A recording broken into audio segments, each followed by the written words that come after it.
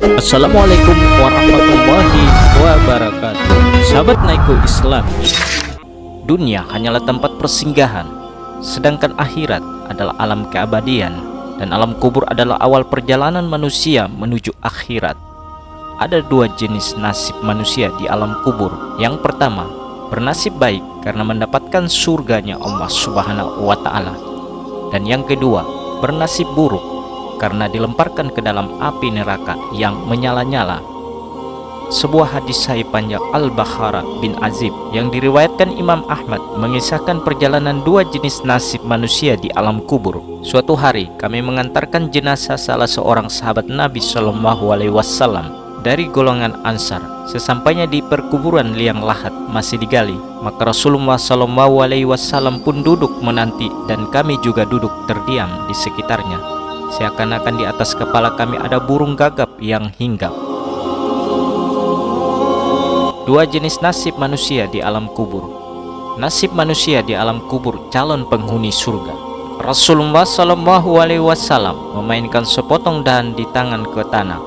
Lalu beliau mengangkat kepalanya seraya bersabda, "Mohonlah perlindungan kepada Allah dari azab kubur." Beliau ulangi perintah ini 2 atau 3 kali. Kemudian beliau Shallallahu Alaihi Wasallam bersabda, "Seandainya seorang yang beriman sudah tidak lagi menginginkan dunia dan telah mengharapkan akhirat, sakratul maut, turunnya dari langit para malaikat yang bermuka cerah secerah sinar matahari. Mereka membawa kain kafan dan wewangian dari surga, lalu duduk di sekelilingi mukmin tersebut sejauh mata memandang. Setelah itu turunlah malaikat pencabut nyawa dan mengambil posisi di arah kepala mukmin tersebut. Malaikat pencabut nyawa itu berkata, "Wahai nyawa yang mulia, keluarlah engkau untuk menjemput ampunan Allah dan keridaannya." Maka nyawa itu dengan mudahnya keluar dari tubuh mukmin tersebut, seperti lancarnya air yang mengalir dari mulut sebuah kendil. Lalu nyawa tersebut diambil oleh malaikat pencabut nyawa, dan dalam sekejap mata diserahkan kepada para malaikat yang berwajah cerah tadi, lalu dibungkus dengan kafan surga dan diberi wewangian darinya pula, hingga terciumlah bau harum seharum wewangian yang paling harum di muka bumi. Kemudian nyawa yang telah dikafani itu diangkat ke langit. Setiap melewati sekelompok malaikat di langit, mereka bertanya, "Nyawa siapakah yang amat mulia itu?" "Ini adalah nyawa Fulan bin Fulan," jawab para malaikat yang mengawalnya dengan menyebutkan namanya yang terbaik ketika di dunia. Sesampainya di langit dunia, mereka meminta izin untuk memasukinya.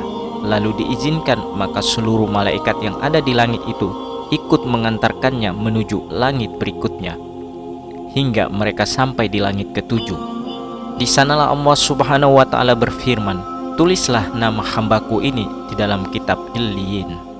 Lalu kembalikan ia ke jasadnya di bumi, karena darinya aku ciptakan mereka, para manusia, dan kepadanya lah aku akan kembali, serta darinya lah mereka akan kubangkitkan." Nasib manusia di alam kubur calon penghuni surga. Lalu nyawa tersebut dikembalikan ke jasadnya di dunia. Lantas datanglah 2 orang malaikat yang memerintahkannya untuk duduk. Mereka 2 bertanya, "Siapakah Rabbmu?" "Rabbku adalah Allah," jawabnya. Mereka 2 kembali bertanya, "Apakah agamamu?" "Agamaku Islam," sahutnya. Mereka berdua bertanya lagi, "Siapakah orang yang telah diutus untuk kalian?" "Beliau adalah Rasulullah Sallallahu Alaihi Wasallam," jawabnya. "Dari mana engkau tahu?" tanya mereka berdua. "Aku membaca Al-Quran, lalu aku mengimaninya dan mempercayainya." Tiba-tiba terdengarlah suara dari langit yang menyeru, "Hambaku benar, maka hamparkanlah surga baginya. Berilah dia pakaian darinya, lalu bukakanlah pintu ke arahnya." Maka hembuslah angin segar dan harumnya surga memasuki kuburannya. Lalu kuburannya diluaskan sepanjang mata memandang. Dua jenis nasib manusia di alam kubur. Mereka 2 bertanya lagi, "Siapakah orang yang telah diutus untuk kalian?" "Hahaha, aku tidak tahu," jawabnya. Saat itu terdengar seruan dari langit, "Hambaku telah berdusta, hamparkan neraka baginya dan bukakanlah pintu ke arahnya." Maka hawa panas dan bau busuk neraka pun bertiup ke dalam kuburannya. Lalu kuburannya dipres oleh Allah Subhanahu wa Ta'ala hingga tulang belulangnya pecah dan menancap satu sama lainnya. Nasib manusia di alam kubur calon penghuni neraka. Tiba-tiba datanglah seorang yang bermuka amat buruk, memakai pakaian kotor, dan berbau sangat busuk. Seraya berkata, "Aku datang membawa kabar buruk untukmu. Hari ini adalah hari yang telah dijanjikan bagimu." Maka malaikat pencabut nyawa tadi mencabut nyawa tersebut dengan paksa, sebagaimana seorang yang menarik besi beruji yang menempel di kapas basah.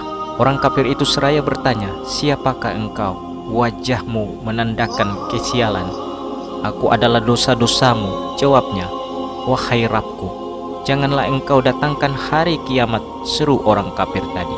Hadis riwayat Ahmad dalam Al-Musnad. Itulah dua jenis nasib manusia di alam kubur.